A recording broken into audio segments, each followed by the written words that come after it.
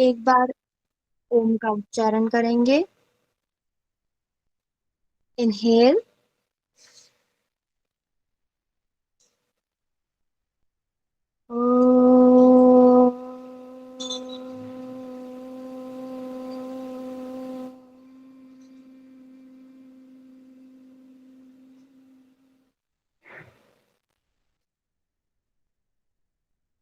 योगेन चित्तस्य पदेन वाचाम् मलं शरीरस्य च वैद्यकेन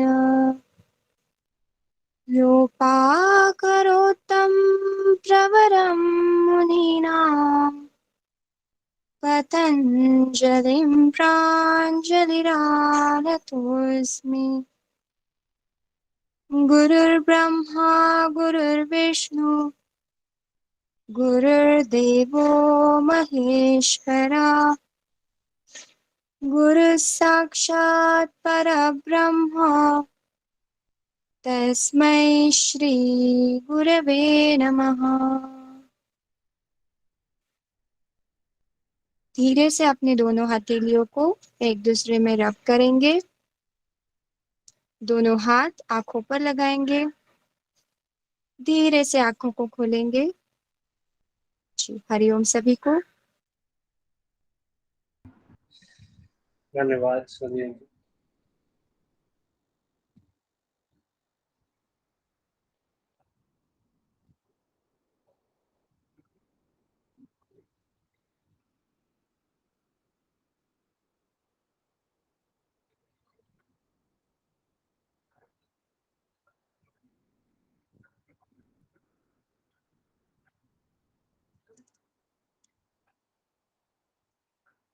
मेरी स्क्रीन आप लोगों को विजिबल हो रही है? जी सर।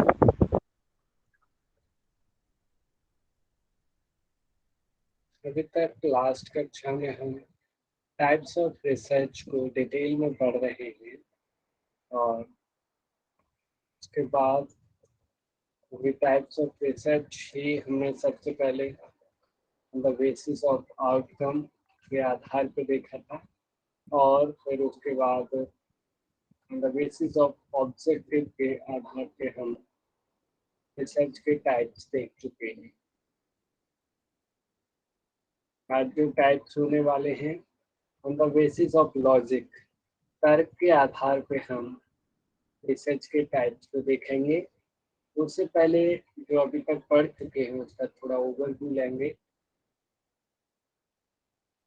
मेनली को रिलेशनल रिसर्च से सहसंबंधात्मक जो अनुसंधान है वहाँ से यदि हम देखें तो हमने देखा कि शोध की वह विधि जिसमें अनुसंधान करता किन्हीं दो चरों के बीच में संबंध स्थापित करने की लिए आंकड़े इकट्ठे करता है या उसमें उन दोनों चरों में उन दोनों वेरिएबल्स में क्या रिलेशन है ये जानने के लिए अध्ययन करता है।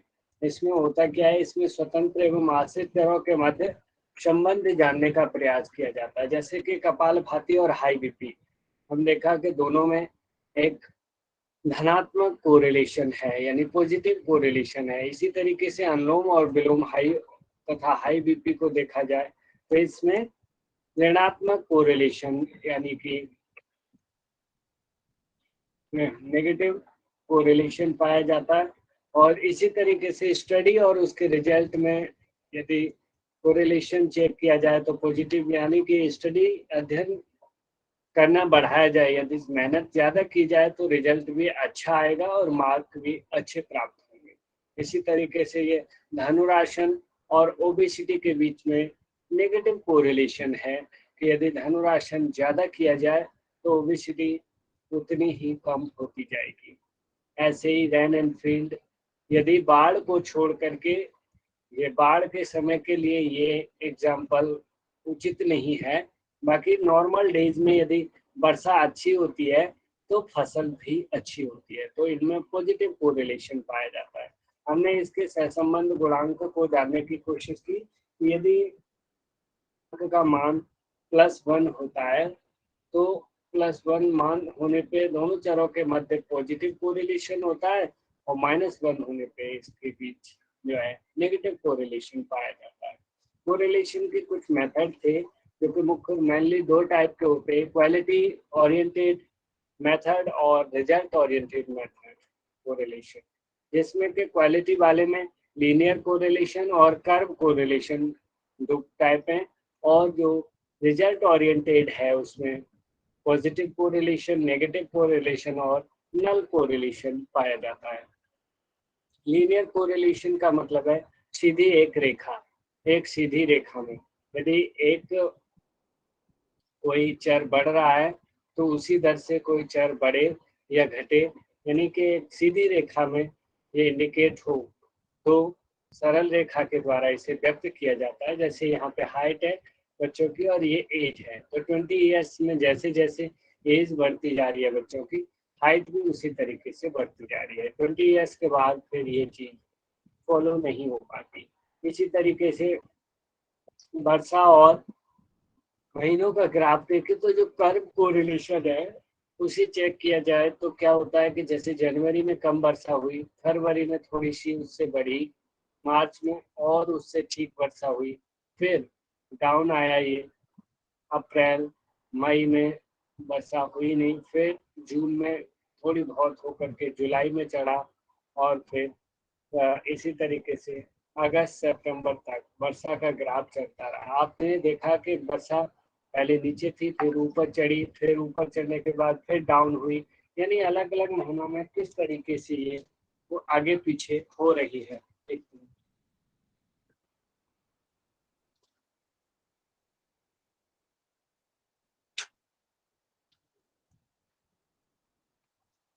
ये चीज हमने यहाँ पे देखी, इसे कर्व कोरिलेशन बोला जाता है, वक्री सहसंबंध। और पॉजिटिव कोरिलेशन हमने देखा था, जैसे कि यहाँ पे कपालभाति की टाइमिंग दी गई है, सपोज डेट किया गया है इसे, और इधर इसकी बीपी की रेटिंग यहाँ इंडिकेट की गई है। सपोज डेट यदि कपालभाति 30 मिनट की जाए तो किसी का बीपी 120 था, जो हाई बीपी का ऑलरेडी पेशेंट है, तो 120 होगा, और 50 मिनट की जाए तो बीपी बढ़कर 130 हो जाएगा। अनुमानित एक्सेप्शन है ये, कोई वैसा नहीं है, ये रिसर्च नहीं है। तो कुल मिलाकर के जिस प्रकार ये बढ़ रही है तो ये चीज भी बढ़ रही है, लेकिन एक लाइन में, इसीलिए ये पॉजिटिव रिलेशन है कि एक चर बढ़ेगा तो दूसरा भी बढ़ेगा। ठीक है। अब जो नेगेटिव कोरिलेशन है उसमें क्या है कि एक चर बढ़ रहा है और उसके अपोजिट दूसरा चर घट रहा है, वेरिएबल घट रहा है, तो इस ऐसे को क्या कहते हैं, नेगेटिव कोरिलेशन। जिस तरीके से किसी का बीपी 160 था और वो जैसे ही 5 मिनट यदि कर रहा है अनुलोम विलोम तो उसका 140 आ गया, और फिर 10 मिनट कर रहा है तो फिर और घट के उसका इधर आ जा रहा है 120। तो इस तरीके से ये एक रेखा में घट रहा है, लेकिन नेगेटिव कोरिलेशन यहाँ पाया जा रहा है। नल कोरिलेशन से तात्पर्य था कि दोनों चरों के बीच में किसी भी प्रकार का कोई रिलेशन न होना। ठीक है, उनमें कोई रिलेशन नहीं है। और मेरिट्स देखें हम तो मुख्य रूप से मेनली ये जो विधि है कोरिलेशन मेथड, ये साइकोलॉजी में अधिक प्रयोग होती है, मनोविज्ञान में, क्योंकि मनोवैज्ञानिक जो होते हैं वो रिलेट कर करके ही जानने की कोशिश करते हैं। पेशेंट को सामने बिठा लेते हैं, उसकी स्थिति को जानते रहते हैं और फिर उससे उसको रिलेट करते रहते हैं, चीज़ों को जोड़ जोड़ करके अध्ययन करते रहते हैं। यह विधि विस्तृत एवं व्यवहारिक अध्ययन करने का गुण रखती है।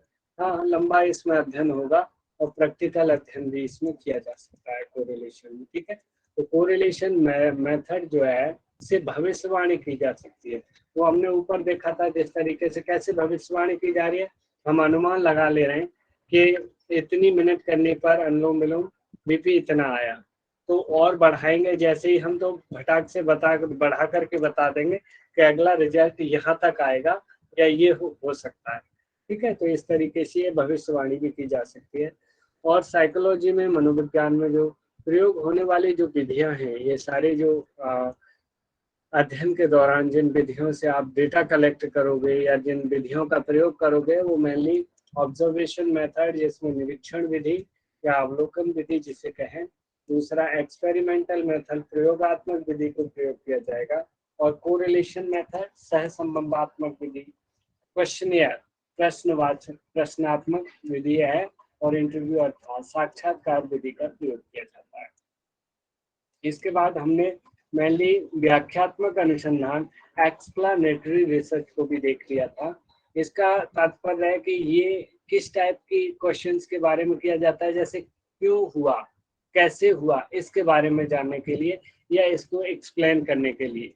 कोई घटना घटी, वो क्यों घटी और कैसे घटी, है? वो सारी चीजें बात बताने के लिए इस टाइप की रिसर्च की जाती है। एक्सीडेंट, कोई एक्सीडेंट हुआ, उसकी आप व्याख्या करने जा रहे हो, वो कैसे हुआ, क्या कर रहा था, कौन कहाँ था, कैसे गाड़ी टकराई या कुछ भी हुआ, जो भी हुआ, आदि आदि के बारे में। जैसे और भी आप देखो, स्ट्रेस एंड हार्ट अटैक का सिंपल रिलेशन यदि जानना हो तो इसे कोरिलेशन रिसर्च कहेंगे कि स्ट्रेस और हार्ट अटैक के बीच में क्या रिलेशन है। यदि स्ट्रेस बढ़ेगा तो हार्ट अटैक के उतने चांस बढ़ेंगे या घटेंगे? बढ़ेंगे। पढ़ेंगे बढ़ेंगे। सर। तो यानी कि इनमें पॉजिटिव कोरिलेशन दिख रहा है। तो यदि इस तरीके से यदि हम टॉपिक लेते हैं कि स्ट्रेस एंड हार्ट अटैक का रिलेशन क्या है, तो इस टाइप की रिसर्च को कोरिलेशन रिसर्च कहा जाएगा। और इसी बात को बदल के यदि ऐसे कह दिया जाए कि कैसे हार्ट अटैक हुआ, यह जानना है, तो यहाँ स्ट्रेस वाली बात नहीं की गई है। तो फिर बहुत सारी चीजें आएंगी, स्ट्रेस भी की भी चर्चा आ जाएगी, बीपी की आ जाएगी, कोलेस्ट्रॉल, बहुत सारी क्या क्या चीजें आ जाएंगी कि उस वजह से जी ये प्रॉब्लम चल रही थी और उसे ऐसे ऐसे पेन हुआ और तब जाकर के उसे हार्ट अटैक हुआ। यानी एक प्रकार की कोई व्याख्या सी, कोई एक्सप्लेनेशन सा यहाँ पर इंडिकेट किया जाएगा, दिखाया जाएगा। ठीक है, इसे कुछ लोग एनालिटिकल रिसर्च भी कहते हैं। इस एक्सप्लोरेटरी रिसर्च को एनालिटिकल रिसर्च भी मानते हैं। अब जो एक्सप्लोरेटरी रिसर्च है, जिसे समन्वेशी या खोजपूर्ण अनुसंधान जिसे कहते हैं, मेनली ये क्या है, ये किसी बड़ी रिसर्च का छोटा रूप है, बड़ी रिसर्च का लघु रूप है, जिसे पायलट स्टडी के नाम से भी जानते हैं। और पायलट स्टडी और ये जो रिसर्च है वो किसी रिसर्च की आमतौर पे प्रारंभ में की जाती है। सबसे पहले जैसे आप कुछ करने जा रहे हो, जैसे आपको 1000 कुर्ते के पीस बनाने हैं या शर्ट्स बनानी है, तो आप 1000 सीधा 1000 का मटेरियल तैयार करके 1000 की कटिंग वटिंग करके 1000 डायरेक्ट बनाना ना शुरू करके आप क्या करें कि पहले सैंपल के तौर पे 1 या 2 शर्ट्स तैयार करें। फिर उसमें आपको कामयाबी मिल जाती है, वो शर्ट्स जहां आपको भेजनी है वो एक्सेप्ट हो जाती है, पास हो जाती है, तो फिर उसके बाद आप बाकी से शर्ट्स उसी विधि के आधार पे आप बना सकते हो। ठीक है, तो इस प्रकार का जो अध्ययन होगा या जो अनुसंधान होगा उसे कौन सा अनुसंधान कहेंगे? एक्सप्लोरेटरी, एक्सप्लोरेटरी खोजपूर्ण अनुसंधान। अनुसंधान या समन्वेशी अनुसंधान कहा जाएगा। ठीक है, किसी चीज या तथ्य के बारे में आंकड़े इकट्ठे करना आदि या जानना। और इस रिसर्च में पहले फिजिबिलिटी स्टडी और पायलट स्टडी, जैसा कि मैंने कह दिया। अब पायलट स्टडी अर्थात इसमें किसी बड़े ग्रुप में से, बहुत बड़ी ग्रुप में, जैसे लास्ट टाइम हम चर्चा कर रहे थे किसी गांव की जनसंख्या के ऊपर रिसर्च करने जा रहे हैं हम, तो उस गांव की जनसंख्या पे करने से पहले आप किसी एक परिवार या फिर एक गली या मोहल्ले पे रिसर्च करें। ठीक है, इस टाइप की रिसर्च को या अध्ययन को पायलट स्टडी कहते हैं। छोटे सैंपल की रिसर्च सक्सेस होने के बाद बड़े सैंपल की रिसर्च करते हैं। ठीक है, अब एक्सपेरिमेंटल रिसर्च जो हमने लास्ट कक्षा में पढ़ लिया था, इसमें क्या था, प्रयोग का अर्थ होता है कि जब कार्य नियंत्रित परिस्थितियों में हो, आपके कंट्रोल में है, आप उसमें फेर बदल कर सकते हैं, कुछ भी रिपीट इम्प्रूवमेंट कर सकते हैं, कुछ भी बदलना हो, दोबारा चेक करना हो या कुछ सुधार करना हो, तब भी आप कर सकते हो एक्सपेरिमेंटल रिसर्च में। ठीक है, इसमें इसका गुण उपस्थित रहता है, इसे एक्सपेरिमेंटल रिसर्च कहते हैं। और इसमें होता क्या है, इस विधि में अनुसंधान करता जो होता है रिसर्चर, 2 वर्ग बनाता है, 2 ग्रुप्स बनाता है, जिसे पहले को कंट्रोल ग्रुप और दूसरे को एक्सपेरिमेंटल ग्रुप कहते हैं। कंट्रोल ग्रुप में क्या होता है कि कंट्रोल ग्रुप को सामान्य परिस्थितियों में रखा जाता है, उसे कोई भी अन्य एक्टिविटी नहीं कराई जाती, वो बस नाम के लिए बनाया जाता है। इसलिए बनाया जाता है क्योंकि उसकी तुलना हमें दूसरे ग्रुप से करनी है, जिस ग्रुप को हम कुछ एक्टिविटी करा रहे हैं, और उस एक्टिविटी का रिजल्ट या परिणाम देखने, इफेक्ट देखने के लिए हमें क्या करना है, जो कंट्रोल ग्रुप से कंपैरिजन किया जाता है, तुलनात्मक अध्ययन जब करते हैं तब हम एक निष्कर्ष पर पहुंचते हैं। ठीक है, एक्सपेरिमेंटल रिसर्च ग्रुप जो होता है, इसमें क्या होता है, इस पे अलग चरों में, वेरिएबल्स में परिवर्तन किया जाता है जिस पर हम रिसर्च करना चाहते हैं। जैसे हमने लास्ट टाइम कुछ फोटो देखे थे, उसमें क्या था कि जो बाहरी नॉइज का इफेक्ट, जो अनवांटेड नॉइज जैसे कहें, उसका इफेक्ट आपकी एग्जाम रिजल्ट पे क्या पड़ता है।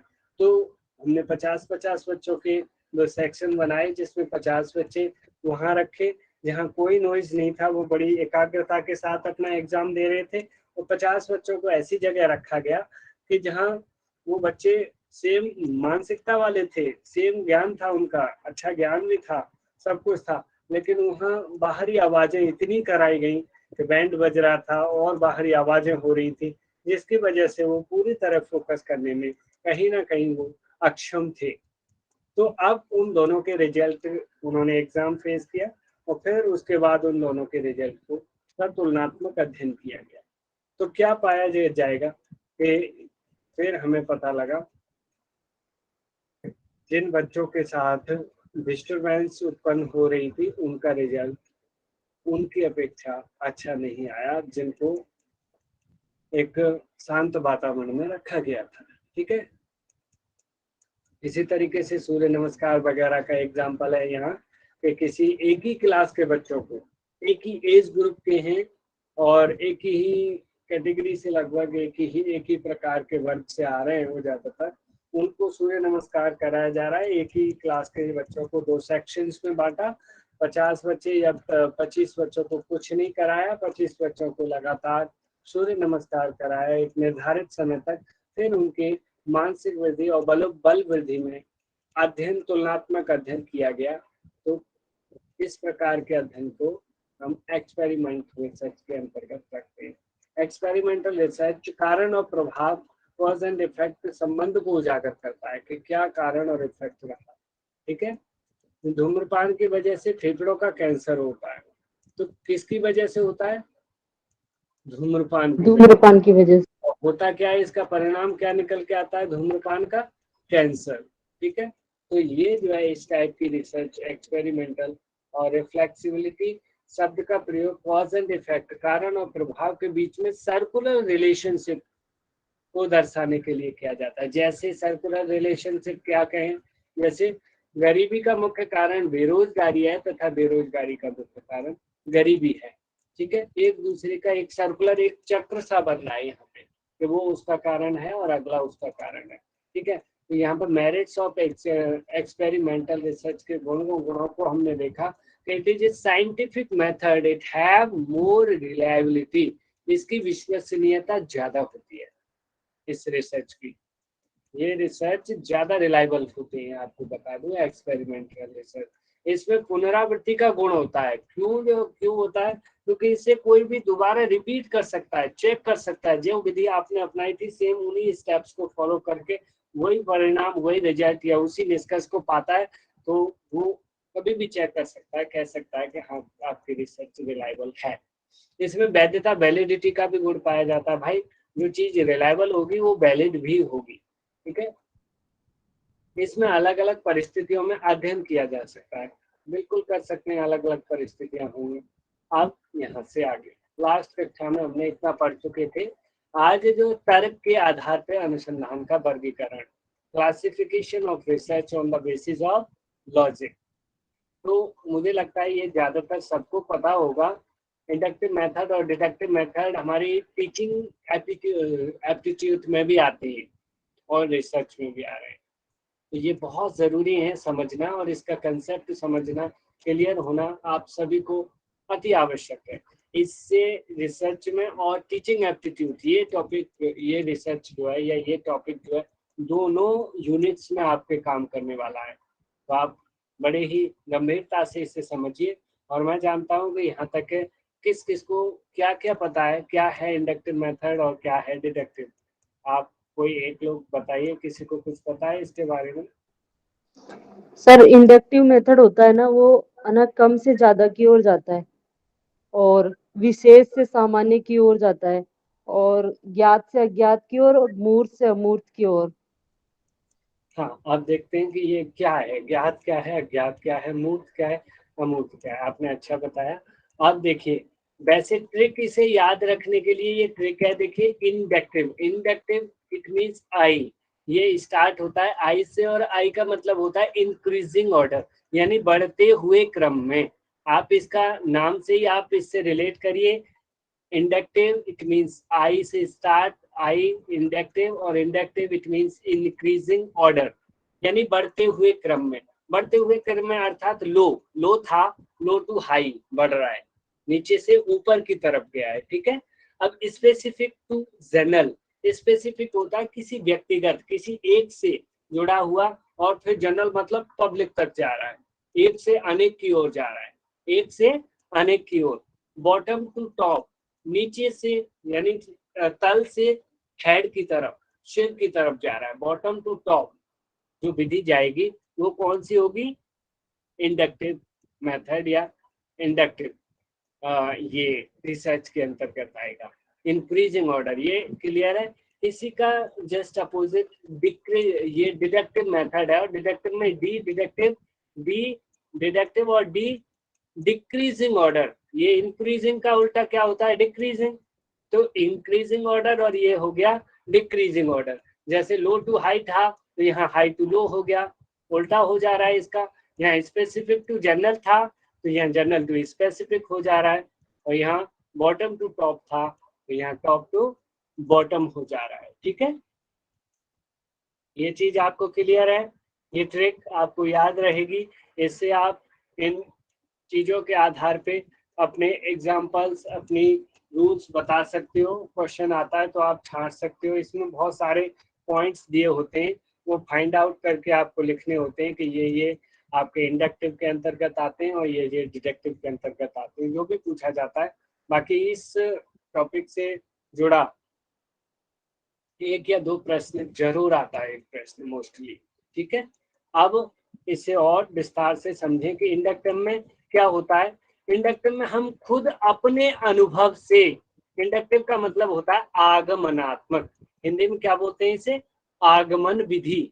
इसको क्या बोलते हैं? आगमन विधि। आगमन विधि। इंडक्टिव में हम खुद अपने अनुभव से, इसमें किसी दूसरे के अनुभव से नहीं, किसी दूसरे की मेहनत से किया हुआ नहीं, खुद मेहनत करनी होती है और खुद अपने एक्सपीरियंस से क्या करते हैं, हम नए फॉर्मूला एंड प्रिंसिपल्स बनाते हैं। हमें बने बनाए फॉर्मूलाज या प्रिंसिपल नहीं लेने होते, खुद बनाने नए फॉर्मूला या प्रिंसिपल्स। कौन सी विधि में? इंडक्टिव वाली में। अपना अनुभव करिए, आप ऑब्जर्व करिए, अध्ययन करिए, और अध्ययन करने के बाद कुछ फॉर्मूला या कुछ प्रिंसिपल्स, कुछ सिद्धांत बना के तैयार कर दीजिए कि ये इन कंडीशन में ऐसा होने पे ये वाला नियम लागू होता है, ये इसका फॉर्मूला ये होता है। ये अपने अनुभव से बनाया जाता है, इसीलिए इसमें लर्निंग ज्यादा होती है। कौन सी विधि में पूछा जाता है क्वेश्चन, किस मेथड में लर्निंग ज्यादा होती है, इंडक्टिव में या डिडक्टिव में? तो आपका इंडक्टिव। इंडक्टिव में। क्यों इंडक्टिव। ज्यादा होती है भैया? क्योंकि इसमें रिसर्चर या अध्ययनकर्ता खुद अपनी मेहनत करता है, अपने अनुभव हासिल करता है, तब जाकर के वो आपको कुछ फॉर्मूला या प्रिंसिपल देता है। और जो डिडक्टिव होता है उसमें ऑलरेडी किसी दूसरे के फॉर्मूला या प्रिंसिपल लिए जाते हैं, इसका अपोजिट है वो, ठीक है। तो उसमें मेहनत नहीं करनी होती, इसमें उसमें मेहनत नहीं करनी होती, इसलिए उसमें जो है ज्यादा अनुभव गेन नहीं कर पाता है वो। पर इसमें क्या है, इसमें वो खुद अपने अनुभव इकट्ठा करता है, इसीलिए उसको लर्निंग भी ज्यादा होती है, और इसीलिए इसको हार्ड वर्क भी कहा जाता है। भाई खुद आप कोई नियम बनाने जा रहे हो, कोई फॉर्मूला आप बना रहे हो, आप सोचो कितनी मेहनत करनी होगी आपको। और बना हुआ मिल जाए, बना बनाया पका हुआ मिल जाए। भोजन बना रहे हो आप, भोजन बनाने जा रहे हो, भोजन बनाने के लिए कितनी मेहनत करनी पड़ती है आपको। आप सब्जी बनाओगे, सब्जी मार्केट से लानी है, फिर उसको धोना है, काटना है अलग अलग, उसको फिर एक नए तरीके जो आपकी रेसिपी है उस तरीके से बनाना है, उसमें क्या क्या मसाले डालने हैं, कब तक पकाना है, फिर उसको कैसे चेक करना है बनी ना बनी, यानी कि पूरा प्रोसेस तब आप समझ में आएगा आपको कि ये वाली सब्जी ऐसे ऐसे बनाई जाती है। तब आप एक अनुभव पर पहुंचोगे, एक सिद्धांत पे पहुंचोगे, इस चीज की सब्जी ऐसे ऐसे बनाई जाती है, ठीक है। या फिर ये काम ऐसे किया जाता है, जैसे लास्ट टाइम का आटा गूंथने का हमारे राहुल जी ने एग्जांपल दिया था, कह रहे कि वो आटा गूंथ रहे, पानी डालते जा रहे हैं, देखा कि आटा पतला हो जा रहा है, थोड़ा और आटा डाला, फिर जो है गूंथना शुरू हुआ, टाइट हुआ तो टाइट लगा, थोड़ा और पानी डाल दिया, अब देखा कि साहब फिर और पतला हो गया तो फिर और आटा डाल दिया उसे सूखा करने के लिए।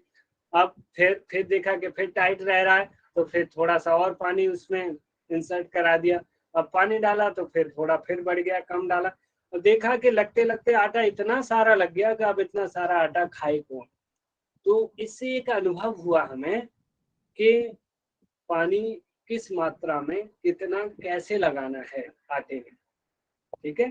तो आटा लगाने का एक नियम आ गया हम पर, आटा लगाना हम सीख गए, यहाँ पे हमारी लर्निंग हो गई, ठीक है। लेकिन हमें कितनी मेहनत करनी पड़ी उस आटे को लगाने के लिए, बार बार। आप फर्स्ट टाइम कभी, ज्यादातर लोगों के साथ हुआ होगा, जिस किसी ने भी फर्स्ट टाइम कभी आटा लगाया होगा, वो पतला हो जाता है कभी, या टाइट हो जाता है, टाइट होगा तो फिर पानी डालोगे तो फिर और आटा मिलाना पड़ेगा उसमें, करते करते आवश्यकता थी 4 रोटी के आटे की, अब वो 7 रोटी का 8 रोटी का बन के तैयार हो गया है। अब बताइए कौन खाएगा, बाकी शेष तो बेकार जाएगा ना।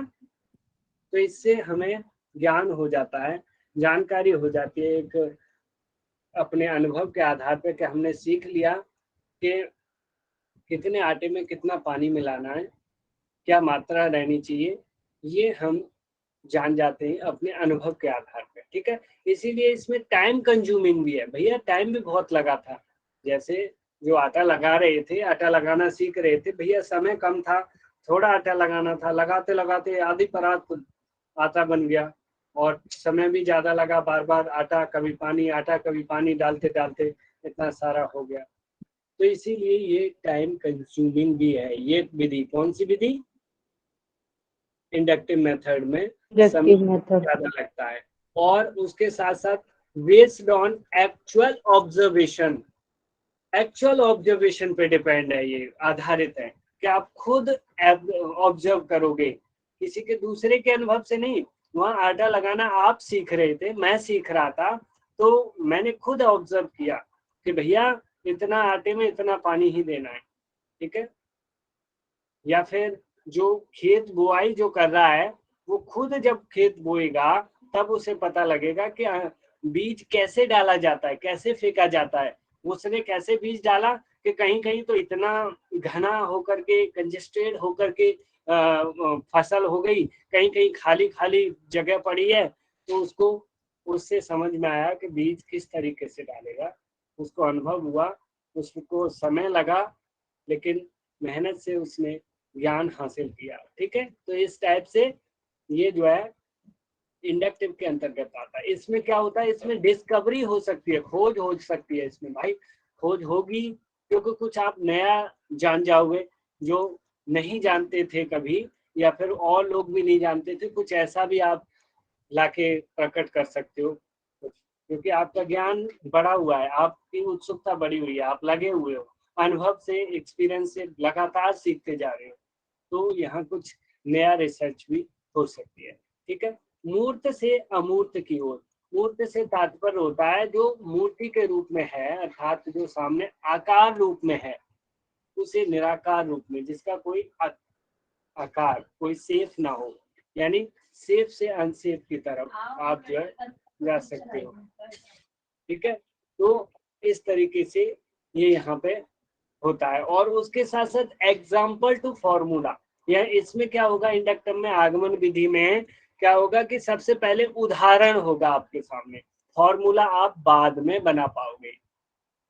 आपके सामने कुछ ऐसी परिस्थिति होगी, उसके बेस पे फिर आप फॉर्मूला या जो प्रिंसिपल जो बात आई थी वो बाद में आप उसे दोगे, ठीक है। स्पेसिफिक टू जनरल, इसमें व्यक्तिगत स्पेसिफिक मतलब किसी व्यक्ति विशेष से लेकर के जनरल यानी पब्लिक तक, अनेक तक, एक से लेकर अनेक की ओर यह सिद्धांत काम करता है।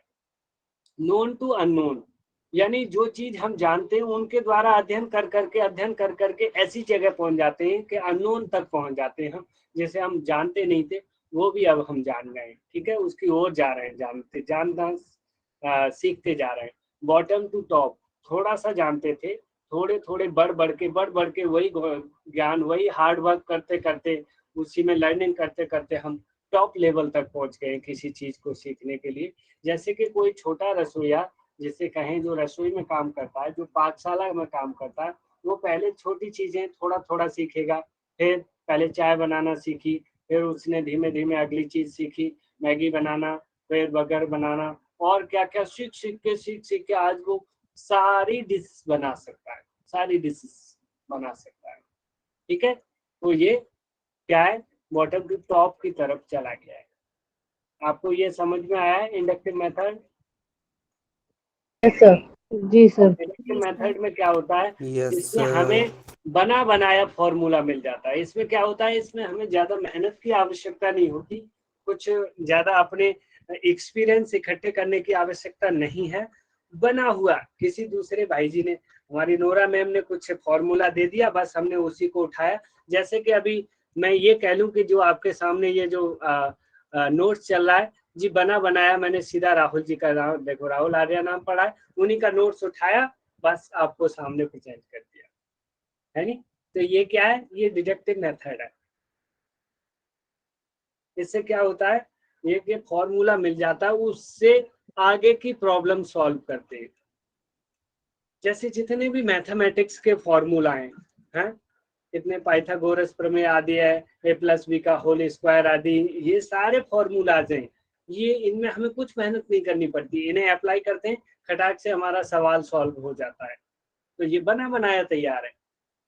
इसीलिए इसमें क्या क्या होता है, ये अननोन टू नोन, यानी पता तो हमें सिर्फ फॉर्मूला, अननोन उसमें क्या ऐसी विधि थी या जो सिद्धांत था जिसे हम नहीं जानते थे, उससे सीधे ऐसी जगह पहुंच गए कि जिसे हम जानते हैं, वो नोन की कहें हम, अज्ञात से ज्ञात की ओर, अज्ञात से ज्ञात की ओर पहुंच चुके।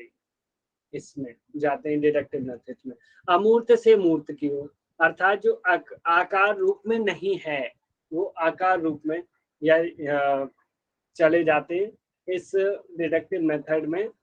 और उसके बाद टॉप टू बॉटम, इसमें क्या है कि जो टॉप फॉर्मूला, जो अर्थात जो प्रिंसिपल और जो फॉर्मूला सबसे बाद में कितनी मेहनत करने के बाद वो प्राप्त हो पाते हैं, वो सिद्धांत बन पाते हैं, तो वो तो हमें सबसे पहले ही पता है, क्योंकि अभी हम टॉप पे बैठे हैं, हमें जी पता है a+b का होल स्क्वायर होता है, ये टॉप पे बैठे हुए। और ये मेहनत कितनी की होगी उस साइंटिस्ट ने, उस रिसर्चर्स ने जिसने ये फॉर्मूला बनाया होगा। तो अब हम टॉप से बॉटम की तरफ जा रहे हैं कि इससे और नीचे क्या क्या सॉल्व हो सकता है, ठीक है।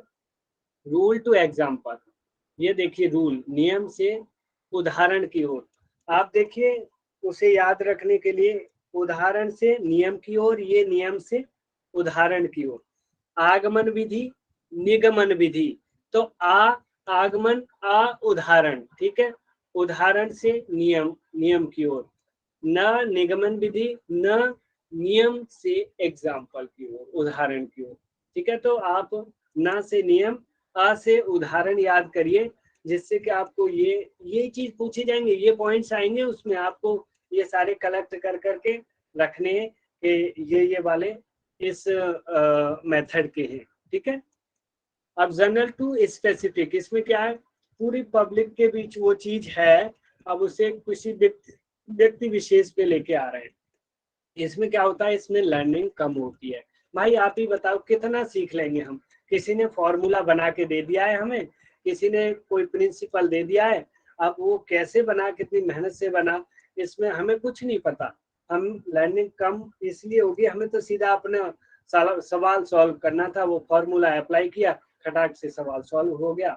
इसमें लर्निंग कितनी हुई ना हुई उससे कोई वो नहीं रहा, और लर्निंग कम ही हुई रियल देखा जाए, क्योंकि जो सिद्धांत बनाता, जो फॉर्मूला बनाता, लर्निंग वास्तविक उसकी होती है, उसे मेहनत करनी पड़ती है कि वो कैसे फॉर्मूला बना रहा है।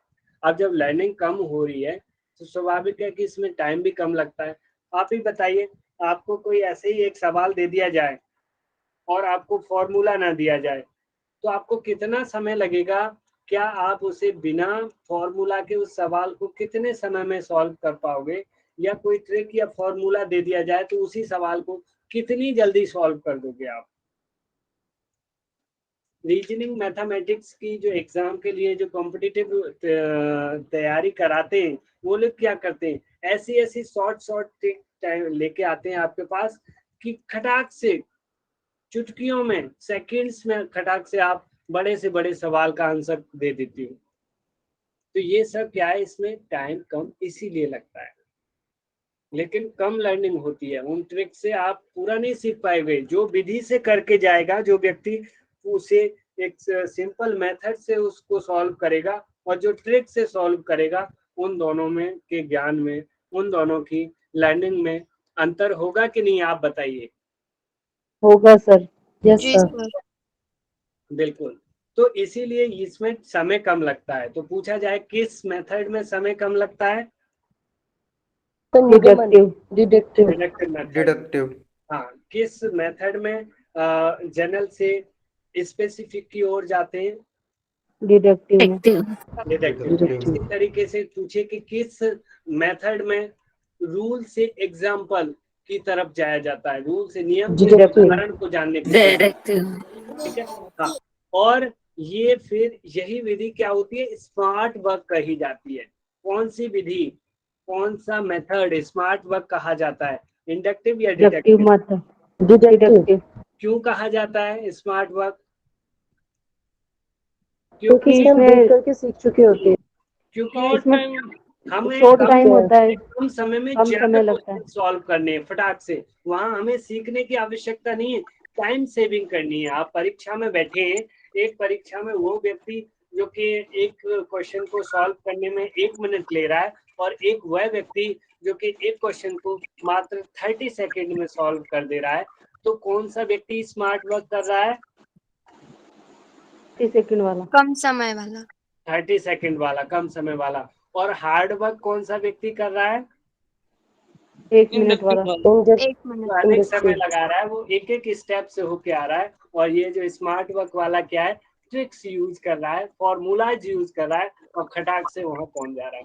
तो कुल मिलाकर के हम ये कह सकते हैं कि जब व्यक्ति पे पर्याप्त समय हो तो वो हार्ड वर्क यानी इंडक्टिव मेथड का प्रयोग करे, और जब व्यक्ति पे कम समय हो, एग्जाम जब हमारा नजदीक आ जाता है जीआरएफ का, उस वक्त हमें कौन सी विधि यूज करनी चाहिए? Deductive method. Smart work.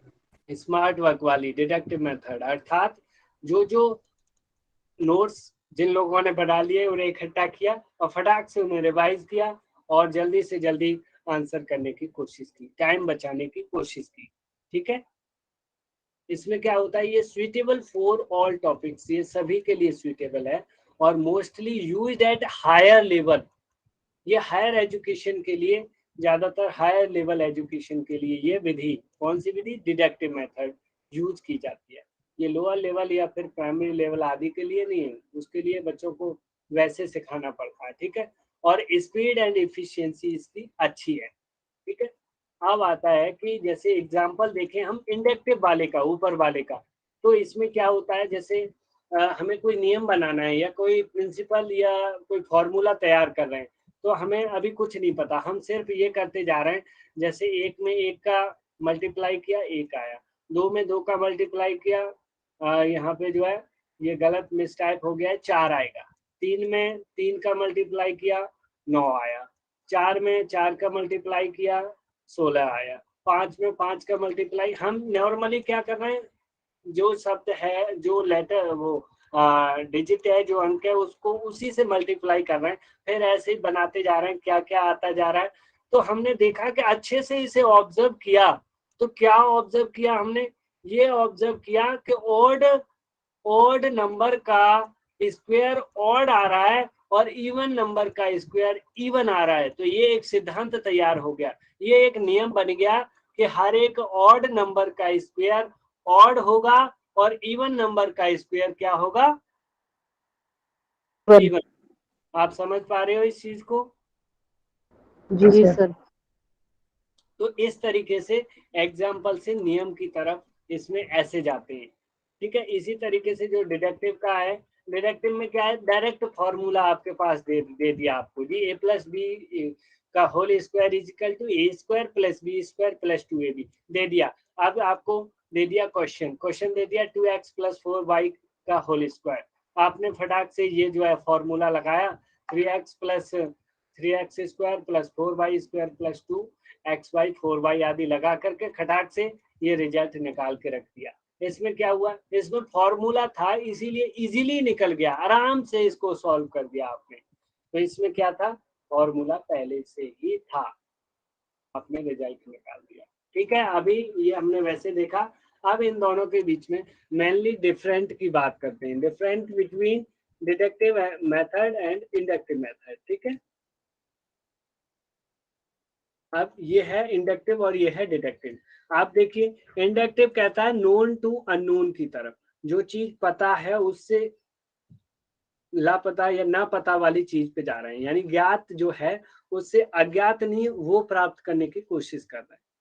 ठीक है, अब इसमें क्या हो रहा है, इसमें हो रहा है अज्ञात से ज्ञात, यानी कि अज्ञात फॉर्मूला आदि किसी को नहीं पता कैसे आए, ये क्या है, क्या सिद्धांत पे काम करके ये बने, और फिर जो उनका रिजल्ट जो निकल के आता है वो सबको पता होता है, हाँ यार इसका तो ये बनना चाहिए था, ऐसे ही आना चाहिए था। ठीक है, तो इसी में क्या होता है, कॉन्क्रीट टू एब्स्ट्रैक्ट, यानी मूर्त से अमूर्त की तरफ, आकार रूप में है, आकार से बिना आकार के रूप में जा रहे हैं।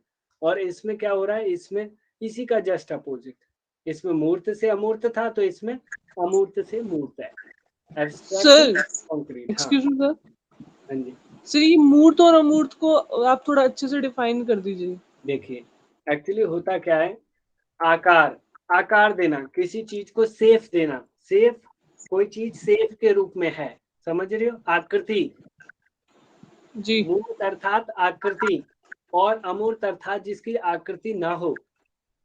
जी ठीक है, तो ऐसी चीज की तरफ जा रहे हैं हम, आकृति से निराकृति की तरफ जा रहे हैं, किसमें, इंडक्टिव में।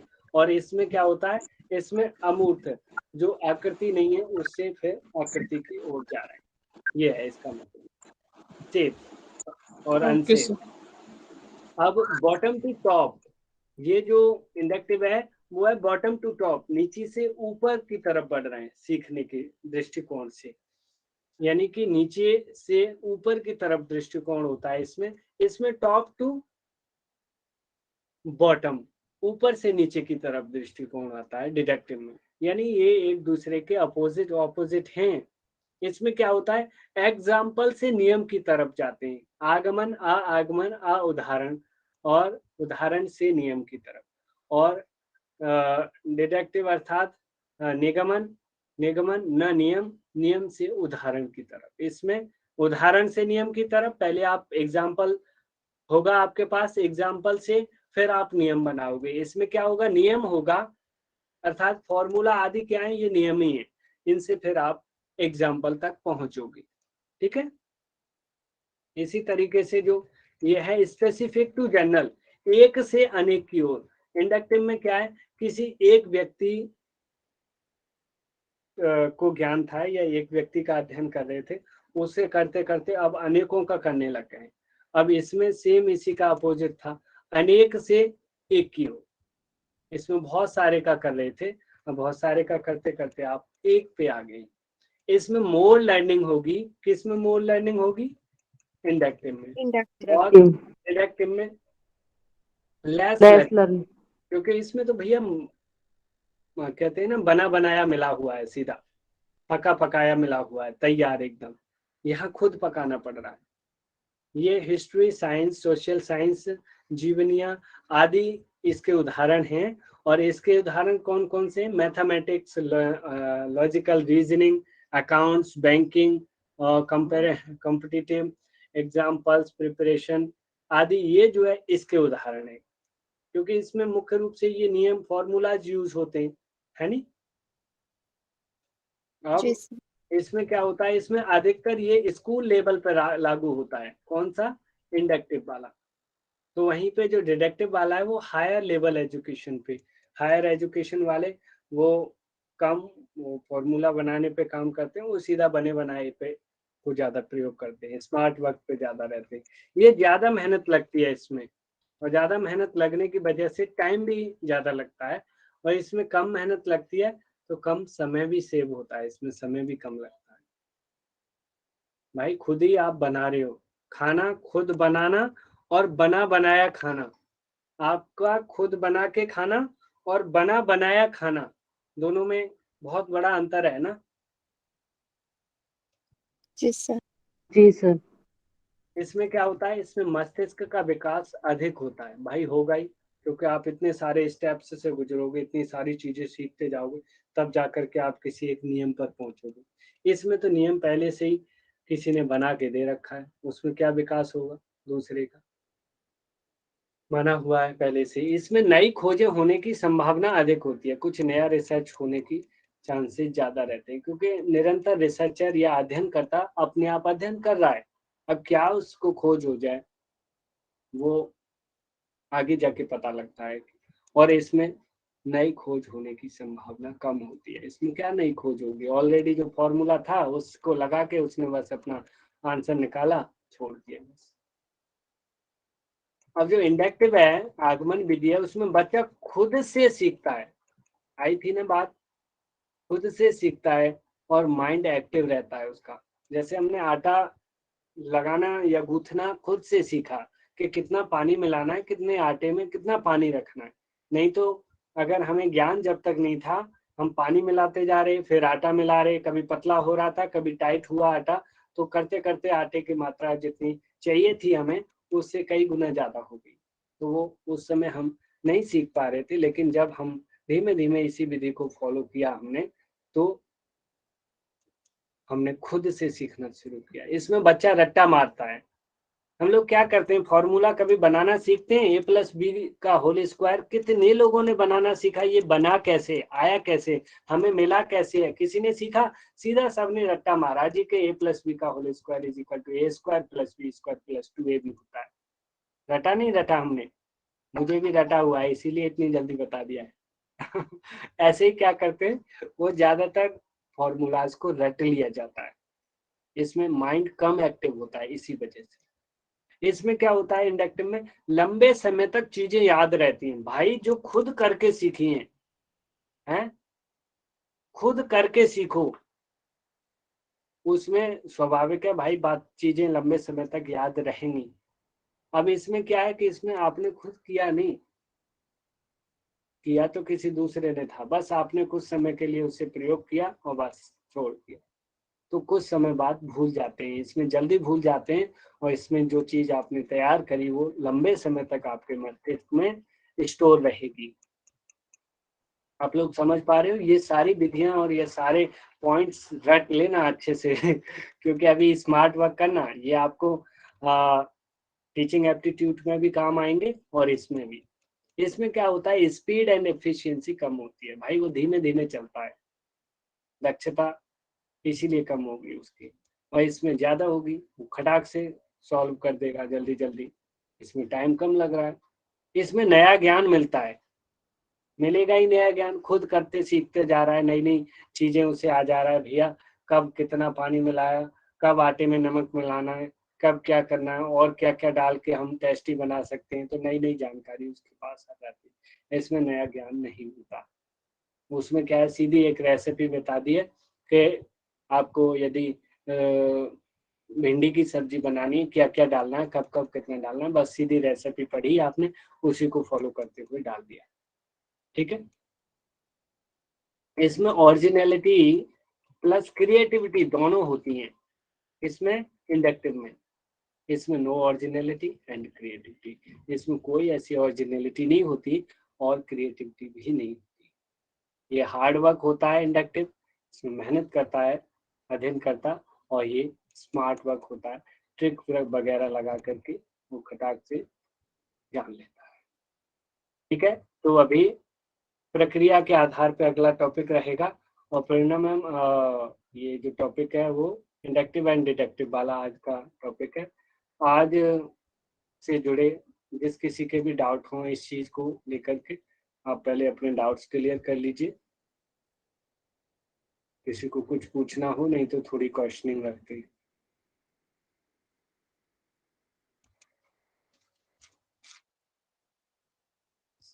क्वेश्चनिंग करें, सभी लोग मैसेज करिए, सभी का क्लियर है। लेफ्ट मत होइए, क्वेश्चनिंग से मत बचा करिए, क्वेश्चनिंग सभी किया करो। यदि आगे बढ़ना है और कंसेप्ट क्लियर रखना है तो क्वेश्चनिंग जरूर करनी है। सत्येंद्र सर, आवाज आ रही है मेरी? हाँ जी, बताइए मैम। सर, ये जो कोरिलेशनल मेथड है उसमें क्वालिटी और रिजल्ट ओरिएंटेड, राइट? ये हाँ, इसमें जो है ना दो टाइप की हैं।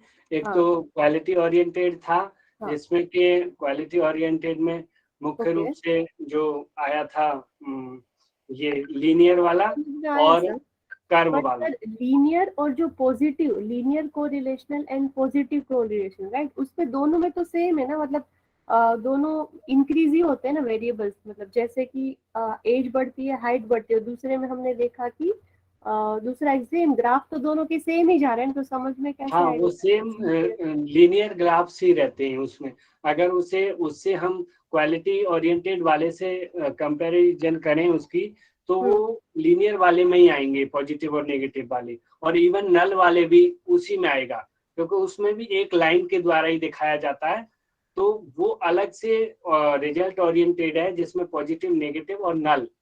अगर उसे आप उस तरीके से ना लेकर के सीधा ग्राफ पे ही देखना चाहते हैं, तो ग्राफ में देखें तो लीनियर एक सीधी रेखा के थ्रू, और एक कर्व जिसमें कि आप लाइन जो है ऊपर नीचे मूव कर रही है, कभी ऊपर गया वही फिर नीचे आई, फिर ऊपर गया, तो इस तरीके से काम करती है। ठीक है, नहीं, मुझे ये सर डाउट था कि लीनियर और पॉजिटिव में हम डिफरेंशिएट कैसे करेंगे, क्योंकि दोनों के ग्राफ तो सेम ही है, राइट? एक्चुअली वो ग्राफ दोनों सेम है, और सेम आप इसको अलग से वो समझने की दृष्टि से है।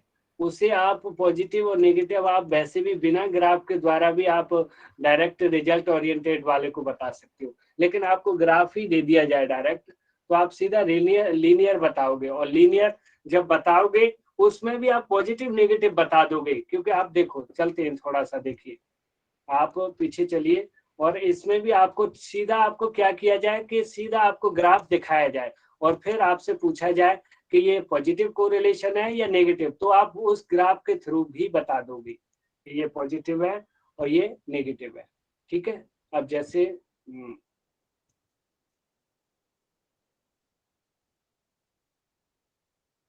ये देखिए, यहाँ आइए, ये आपको ये यहाँ जो लिखा है ये मत सोचिए कि अभी कुछ लिखा है। आप ये देखिए, यहाँ पे सिर्फ ये डेटा है, ये इंडेक्स आपके पास मिला हुआ है, ये जो ग्राफ है आपके पास, सिर्फ आपको बस ये देखना है। अब इसको देखते ही सीधा ये जो लाइन देख लोगे आप, खटाक से ये बता दोगे कि जी ये लीनियर है। ये तो खटाक से, क्योंकि इसका सीधी रेखा में बढ़ रहा है या घट रहा है वो चीज अलग है, आप सीधा क्या कह दोगे कि ये लीनियर है। ठीक है, अब ये पॉजिटिव है या नेगेटिव है, इसे देखने के लिए ये आप क्या करोगे, इनकी रीडिंग्स पढ़ोगे। तो यहाँ 30 है, 30 से 50 हुआ, 50 से यहाँ 60 हुआ, फिर 100, 50, फिर 80, फिर 100, ऐसे हो रहा है। तो यानी बढ़ता जा रहा है ना, इंक्रीजिंग ऑर्डर में हो रहा है। और यहाँ आप देख रहे हो कि यहाँ पहले 120 था, 130 हुआ, 140 हुआ और 150 हुआ। तो यानी कि आप ये दोनों को देख करके कह सकते हो कि ये बढ़ रहा है, ये भी बढ़ रहा है। ठीक है, बढ़ रहा है ना। इसी वजह से इसका जो इंडेक्स जा रहा है, इसकी जो लाइन जा रही है, वो सीधा ऊपर की तरफ उठती चली जा रही है। सीधी लाइन की वजह से ये लीनियर भी है, और दोनों बढ़ रहे हैं इसके, इस वजह से ये पॉजिटिव है। अब सेम इसको, इस वाले को देख के आप क्या कहोगे? इस वाले को यदि आप देखोगे तो यहाँ देखिए, यहाँ पे आप ये मत सोचिए कि ये नेगेटिव वाला है, आप इसे देखिए, इसमें क्या है, इसमें लाइन किस तरीके से है, लाइन ऐसे दी है, ऐसे बीच से नहीं दी, तो इससे लाइन ऐसे दी है, आप ये तो समझ गए कि साहब जी ये लीनियर है। लीनियर है। अगर आपको रिजल्ट ओरिएंटेड चेक करना है तो आप देखिए कि ये यहाँ से शुरू हुआ था 160 वाला, ये यहाँ मैच कर रहा है 5 मिनट्स पे 160, यहाँ कम है देखो 5 मिनट, यहाँ टॉप पे जा रहा है, यहाँ 10 मिनट हुआ ये घट के आ रहा है, ये बड़ा 15 मिनट हुआ ये यहाँ 120 वाली लाइन पे पड़ रहा है। तो यानी कि एक बढ़ रहा है दूसरा घट रहा है, तो इस लाइन से सीधा आप पढ़ के कह सकते हो कि इसमें एक वेरिएबल बढ़ रहा है, यहाँ से 5, 10 और 15 हो रहा है, तो यहाँ घटता चला आ रहा है 160, 140, 120 एंड 100। तो आप नेगेटिव कोरिलेशन सीधा कह देंगे इसे। ठीक है कविता मैम, अभी क्लियर हुआ है आपको? Yes sir, thank you.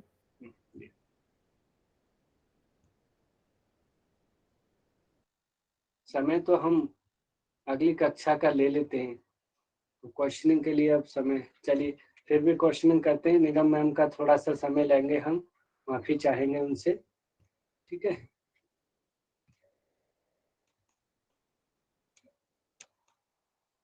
चलिए तो आप types of research on the basis of logic name type करिए, जल्दी जल्दी जवाब करते जाइए।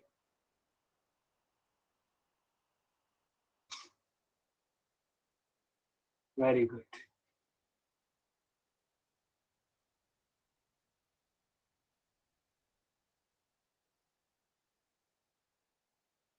किस रिसर्च में नियम से उदाहरण की तरफ जाते हैं? नियम से उदाहरण की तरफ टाइप करिए।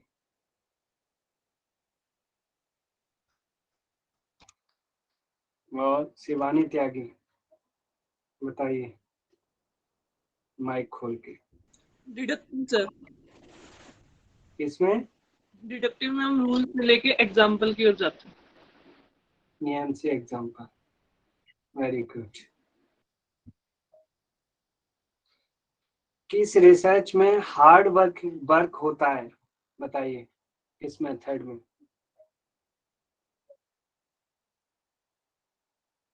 राधिका मैम बताइए हार्ड वर्क।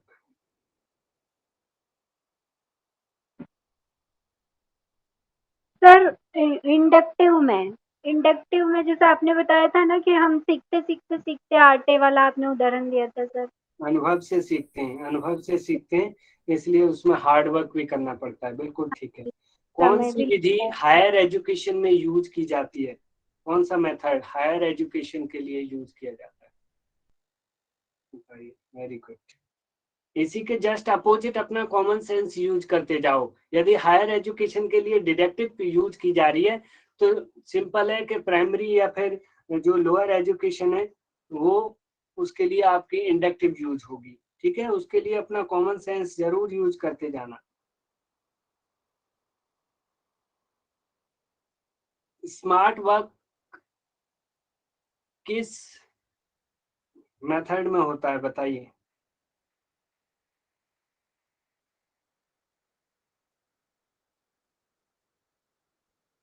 वेरी गुड, बहुत अच्छे, सभी टाइप करते रहिए। किस मेथड में हम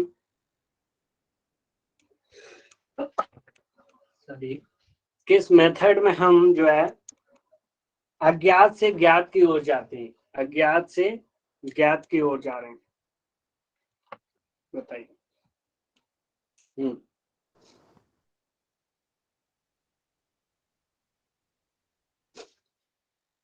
सर एक बार और बोलिए तो। अज्ञात से अज्ञात अज्ञात अज्ञात अज्ञात से ज्ञात की ओर किस मेथड में जाते हैं? अगला क्वेश्चन जल्दी बताइए। किस मेथड में टाइम कम लगता है?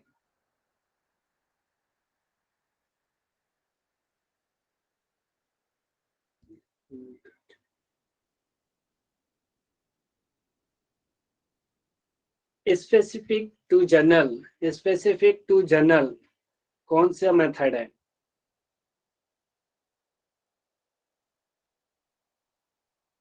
Very good. अभी टाइप करेंगे कि किस मेथड में डिस्कवरी हो सकती है, खोज किस मेथड में हो सकती है? नोरा मैम बताइए डिस्कवरी किस मेथड में हो सकती है? इंडक्टिव मेथड में sir. Very good. More learning किस मेथड में होती है, ज्यादा किस मेथड में सीखते हैं? Very good.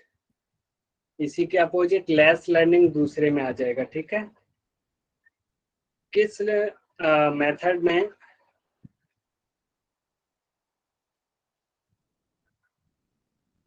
रूल पहले मिलते हैं, फिर हमें एग्जाम्पल तक पहुंचना होता है, रूल से एग्जाम्पल तक। Very good.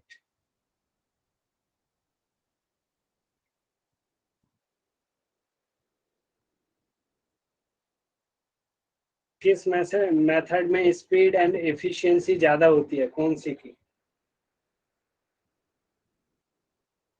Very good. सभी टाइप किया करो, बहुत अच्छा।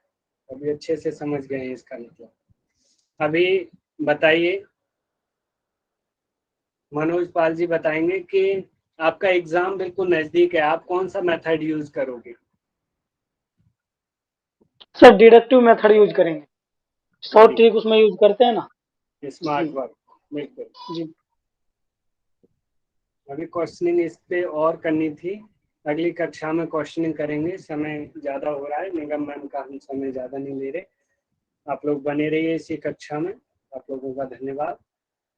स्वस्थ रहें आप और निरंतर thank you sir. Thank you sir. धन्यवाद गुरुजी। Thank you.